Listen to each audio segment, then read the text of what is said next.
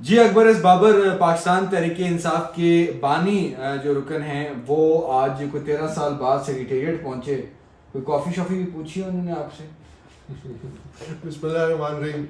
मैंने वो वाजिबुल्लाह भी आए थे, वो पुराने बहुत जी, पुराने बिल्कुल। पहले दिन के हैं वहाँ के, तो उनसे बड़ा पुराना ताल्लुक था। तो मैंने उनसे कहा क्योंकि वो कॉफ़ी बहुत अच्छी बनाते हैं, तो मैंने कहा आप कॉफ़ी नहीं पिलाएंगे? कहते ज़रूर पिलाएंगे। तो मैंने कहा चले फिर सही आपका और उसके साथ एक रफ़ीक है, ये वो लोग हैं जो कि बाकायदा तौर पर जो कि बहुत पुराने हैं और A to Z सारी चीज़ों को सेंट्रल समझते हैं। ऑफिस की रूह है। बिल्कुल। तो सेंट्रल ऑफिस में क्या नॉमिनेशन नहीं आपको दिए गए या उनके पास थे ही नहीं, क्या मामला क्या था? देखिए हम तो गए थे इस वास्ते कि जाहिर है पीटीआई का मरकज़ी ऑफिस है और इंट्रा पार्टी इलेक्शन का इन्होंने ऐलान किया, तो चूंकि हमें कोई मालूमात मिल रही नहीं थी और हम बहुत सारे ऐसे वर्कर्स थे जिन्होंने मुझसे भी रब्ता किया कि हम इसमें हिस्सा लेना चाहते हैं, मेरे समेत। मुझे इमरान खान के जो फर्स्ट कज़न है सईदुल्लाह नियाज़ी, जो पीटीआई के फाउंडिंग प्रेसिडेंट हैं पंजाब के, उनका मुझे खसूसी टेलीफोन आया मियाँ वाली से कि मैं ख़ुद भी आ जाता, लेकिन उनकी कोई मसरूफियत थी शॉर्ट नोटिस पे। उन्होंने कहा जी आप नॉमिनेशन पेपर्स लेके आए, हम इसमें हिस्सा लेंगे। इररिस्पेक्टिव कि उसके क्या नतीजा निकलता है, हम इस जमहूरी अमल का हिस्सा बनना चाहते हैं कि पार्टी में पार्टी की जो क़यादत है वो एक वर्कर्स की जमहूरी तरीके से इंतखाब हो और फिर वो कौमी सतह पे कौमी इलेक्शन के लिए पार्टी को मुनज़्ज़म करें। तो मैंने जब वहाँ गया तो तीन चीज़ें उनसे रिक्वेस्ट की। और मैंने उनसे कहा कि आप हमें जो नॉमिनेशन यानी नामजदगी के कागजात हैं वो दीजिए प्लीज़। दूसरा हमने कहा कि आप जो वोटर लिस्ट है वो दीजिए, और तीसरा ये कि इस इलेक्शन के जो कवायद ज़वाबित हैं वो हमें मुहैया करें। तो अब मैं एक लिहाज से मैं उनकी दाद देता हूँ जो पीटीआई के नुमाइंदे थे, जिनमें से वो ऐसे लोग हैं जो पार्टी के चेयरमैन के बहुत करीब हैं, ये मुझे मेरी मालूमात है, और वो पहले दिन से पीटीआई के हैं। तो उन्होंने माजरत की, उन्होंने कहा जी बाबा साहब हमारे पास ये चीज़ें हैं ही नहीं। एक तो होता है ना कि आपसे इनकार किया जाए कि हम आपसे कागजात नामजदगी देने से इनकार करते हैं, जो भी वजूहत है। उनका जी ये कागजात नामजदगी, वोटर लिस्ट और जो इलेक्शन के कवानीन है ये है ही नहीं है। तो दफ्तर में मैंने कहा कोई और कि मरकजी दफ्तर इधर है और ये इलेक्शन पेशावर में होने जा रहे हैं और पैनल भी बड़ा जो है वो छुपाया जा रहा है, तमाम तर मामला हैं, तो ये क्या है, क्या मामला? देखिए आज के बाद तो मैं इस नतीजे पे पहुंचा हूँ कि ये, और फिर उन्होंने कहा पीटीआई के नुमाइंदे ने कहा जी ये महज एक कागजी कार्रवाई है, कि वो इलेक्शन कमीशन का एक हुक्म है, ये महज एक कागजी कार्रवाई करे। तो बात तो सामने आ गई और ये सब कुछ रिकॉर्ड हुआ है, उनसे जो गुफ्तगू मेरी थी रिकॉर्ड हुई है। तो ये महज एक कागजी कार्रवाई है लोगों की आंखों में खाक झुलने के लिए कि हम एक डेमोक्रेटिक पार्टी और इंट्रा पार्टी इलेक्शन। तो जाहिर है ये जो हकायक सामने आए हैं और मज़ीद जो आएंगे, इनको 20 दिन इलेक्शन कमीशन ने दिए, उसके बाद 7 दिन में रिपोर्ट देनी है। तो फिर अब ये हम पे फ़र्ज़ बनता है कि हम ये तमाम हकायक इलेक्शन कमीशन के सामने रखें कि वो इसको फिर इस पर क्या कार्रवाई करते हैं। क्योंकि मेरे नज़दीक पाकिस्तान तहरीक इंसाफ का आज के बाद जो सामने आई है हकीकत, ये बल्ला जो है ये मज़ीद ख़तरे में है।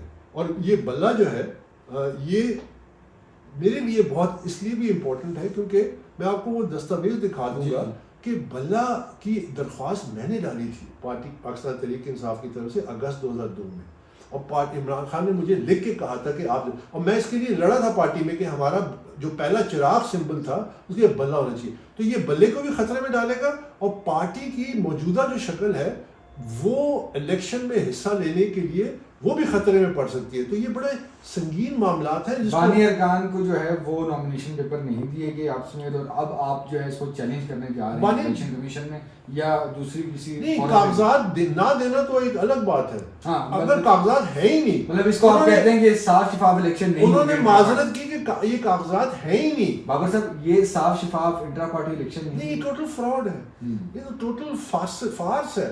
तो सामने आ गई बात कि जिस आपने कभी कोई इलेक्शन देखा है जिसमें वोटर ही ना हो, वोटिंग लिस्ट ही ना हो? अब कैसे इलेक्शन करा रहे हैं कि जब आपके पास वोटर की तफसीलात नहीं है? पेशावर में क्या मकसद है कराने का? देखिए पेशावर में ये भी एक अजीब बात है। मरकजी दफ्तर इस्लामाबाद में है, मरकजी कन्वेंशन अगर करना है, जो भी इलेक्टोरल प्रोसेस करना है, समझते हैं कि इसको जाहिर है उनको खौफ है, उनको शायद खौफ है कि यहाँ पे अगर वर्कर इकट्ठा होके उस अमल को उस वक्त एक्सपोज ना कर दें, तो कहीं खुफिया तौर पे करने जा रहे हैं। अब आप मीडिया के हैं, मैं आपसे अगर इजाज़त आप जसारत दें कि मुझे आप बताइए कि किसी को पता है कि क्या लोकेशन है जहाँ पे इलेक्शन हो रहे हैं पेशावर में?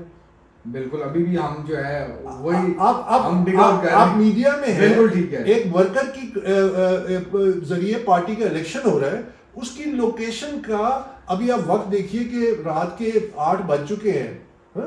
अगले दिन इलेक्शन है, अभी तक इलेक्शन की लोकेशन किसी को नहीं पता, वोटर लिस्ट नहीं है, नॉमिनेशन कागजात नहीं एग्जिस्ट करते, कवायद ज़वाबात नहीं, हम तो ज़ाती तौर पर मैं गया हूँ इस रास्ते। तो आप खुद सोचिए कि ये कैसा मतलब ये इस पार्टी के साथ बड़े जुल्म हो रहा है और वर्करों पे अदम एतमाद हो रहा है। क्यों अपने वर्करों पे अदम एतमाद करते हैं जब आप दावा करते हैं कि आप जो वकला बरादरी जिसमें बहुत ज़्यादा अब जो है वो आ चुकी है, और जिस तरह आप बात करते हैं कि वकला का ही एक जो है उस पर काफ़ी एतमाद किया जा रहा है, तो क्या वकला इसको इन कानूनी मामलात पे नहीं बात उठा रहे कि इन कानून जो आप कानूनी नुकात उठा रहे हैं, देखिए तो वकला क्यों नहीं कर रहे? वकला तो जो इस वक्त सामने आए हैं उन्होंने बड़ा मायूस किया।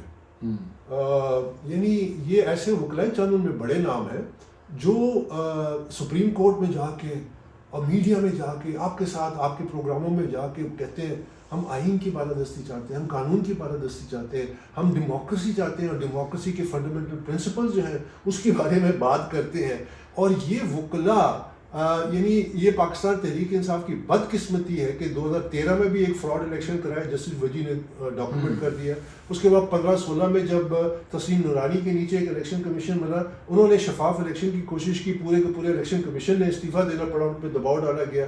तो ये और फिर आज वो आके टीवी पे बड़े वकला कहते हैं कि हम एक इलेक्शन कमीशन का गैर आइनी फैसला, गैर कानूनी फैसला, लेकिन हम मजबूरन एक कागजी कार्रवाई कर रहे हैं।